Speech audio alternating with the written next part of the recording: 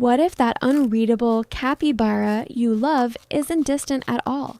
What if it looks like it's avoiding the world for the same reason some people mute their phones, skip the group chat, and sit in silence after a day? Here's the truth. Capybaras may not be rejecting people. They may just be avoiding noise, pressure, and too much all at once. And once you start seeing that, this stops being just a story about an animal. It starts sounding a lot more like the life many people are living. Capybaras get read the wrong way all the time. People see the stillness, the slow pace, the way they drift out of the center of things, and they assume distance. They assume disinterest. But that may not be the truth at all. A capybara is not reacting to closeness the way people think. It is reacting to overload. Too much noise, too much movement, too much pressure, too much at once. And honestly, that is where this gets interesting. Because a lot of people are not that different. They do not hate their friends. They do not hate being loved. They do not hate going out. They just get tired of feeling like every moment demands one more response, one more decision, one more piece of themselves. So this is not really about a capybara wanting to be alone. It is about what kinds of chaos it quietly steps away from. Abai, and why that retreat gets mistaken for social rejection. That is the pattern running through this entire video. It does not explode. It does not make a scene. It just moves toward whatever feels calmer.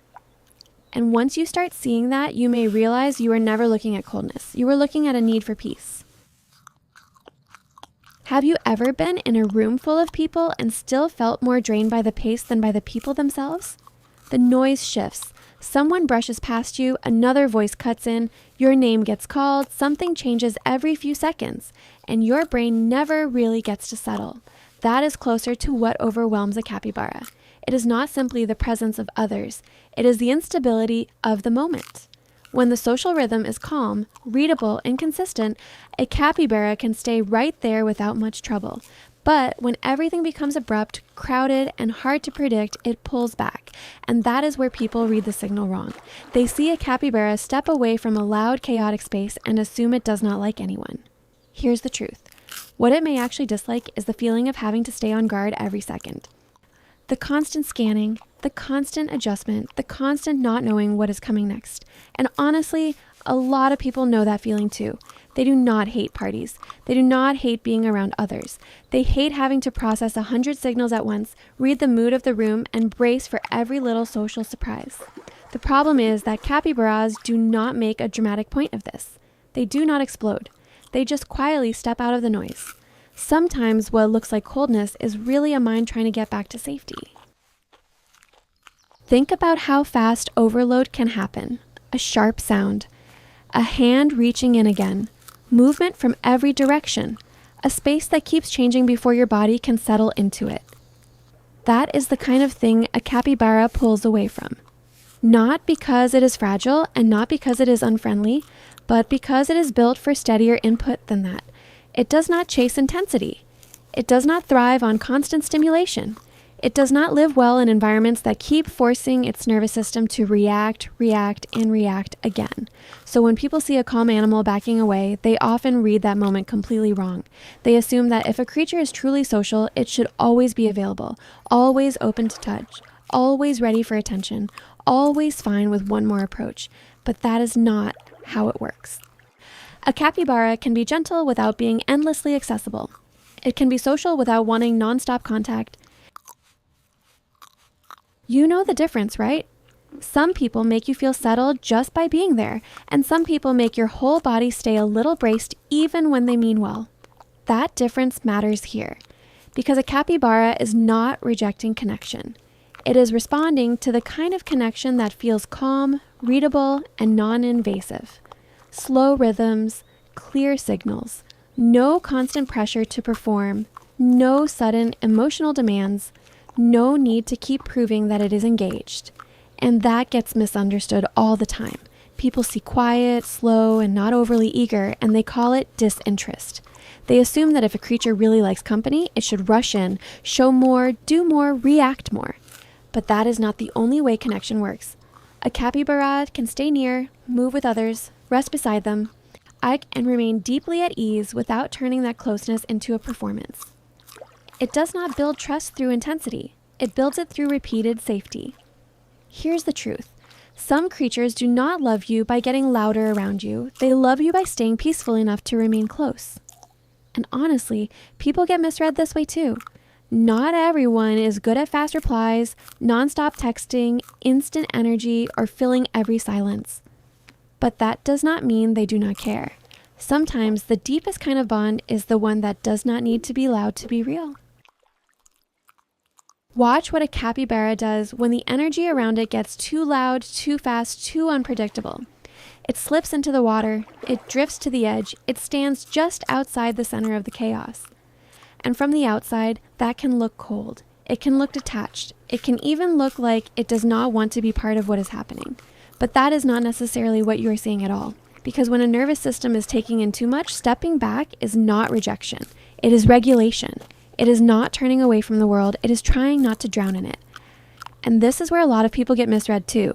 Canceling plans, replying late, sitting quietly, leaving for a minute, looking for a calmer corner, going silent in the group chat. Those things do not always come from a lack of care. At ease, sometimes they come from the need to lower the volume before everything inside starts to spill over. The hard part is that this kind of retreat rarely looks dramatic enough for people to respect it. There is no visible crisis, no big explanation, no obvious sign that something is wrong. So it gets mistaken for indifference. That is the problem. A capybara does not make a scene when it is overwhelmed. It just eases itself toward less noise. And sometimes the moments that look most distant are actually the moments it is working hardest to hold itself together. A lot of people look at a calm capybara and assume there is nothing going on inside. They see the still face, the slow breathing, the lack of dramatic reaction, and they read it as emptiness. They read it as indifference, maybe even dullness. But that misses the real point completely. A capybara's calm is not proof that it can handle anything. It is usually a sign that the environment around it is finally gentle enough, predictable enough, and safe enough for its body to stay unguarded. That is what makes this so easy to misread. People tend to notice distress only when it gets loud. They notice panic. They notice agitation. They notice obvious resistance.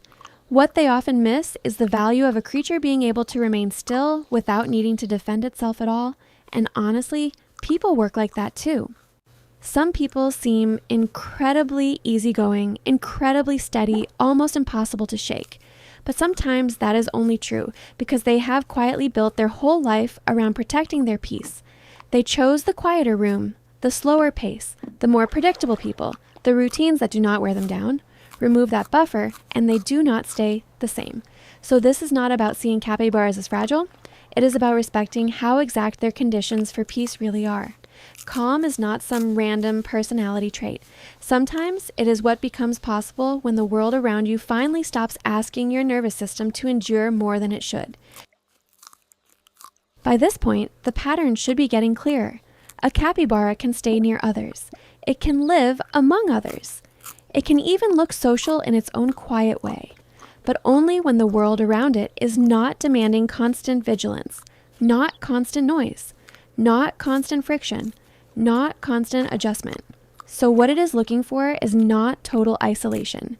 It is a version of life where its body does not have to stay half defended all the time. And that matters because people love to moralize this kind of behavior. They see distance and call it dislike. They see retreat and call it rejection. They see a creature choosing less stimulation and act as if it is making some judgment about everyone around it. But that is not really what is happening.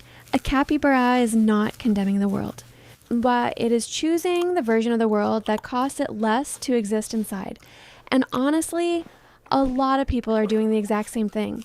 They are not trying to disappear from relationships. They are trying to find a way of being present that does not drain them so fast that they lose themselves in the process. That is the difference. And it is a big one. So maybe the capybara was never turning its back on social life in the first place. Maybe it was only turning its back on chaos after the world had dressed it up and started calling it normal. And when you step back and look at the whole pattern, this is what keeps coming up. A capybara does not protest loudly. It does not always show obvious distress. It does not stand there and announce that something feels wrong. It just keeps moving toward whatever is quieter, steadier, and easier on its system. And that matters because a lot of living things do the exact same thing. They do not pull away because they hate closeness. They pull away when closeness gets tangled up with pressure, noise, unpredictability, and the feeling of always having to give more than they have left. So maybe this was never really about a capybara being aloof. Maybe it was about how easily people mistake softness for distance when it is not performing itself in a way the world recognizes. And once you see that, the whole animal reads differently. The calm is different. The quiet is different. Even the way it drifts out of the center starts to mean something else. It is not always absence. It is sometimes protection. It is not always disconnection. It is sometimes the gentlest way possible to stay intact. And honestly, that changes the way you read people too. Someone slowing down, getting quieter, needing space, or not jumping into every demand with enthusiasm is not automatically uncaring. Sometimes that is the only way they know how to protect the softest part of themselves before the noise gets to it first. Maybe that is why capybaras feel so strangely familiar. Not just because they are calm, and not just because they are easy to love, but because they give people a kinder language for something many have felt for a long time. The need for peace without having to apologize for it. The need for connection without being swallowed by it. And maybe the most important part of all is this. When a capybara stays close in a world that feels gentle enough, it is not asking for fewer bonds. It is asking for less chaos. Sometimes what looks most distant is really just a quiet reminder that peace deserves to be protected too.